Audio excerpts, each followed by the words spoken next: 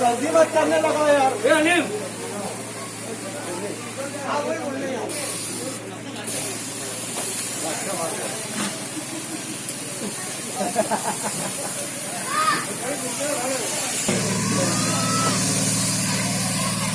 गाड़ी बाहर ले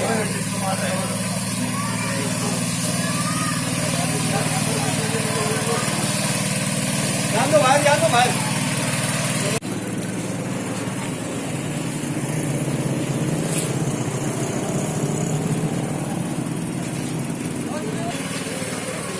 हाँ थोड़ा डब्बे ड्राम पे मार दे।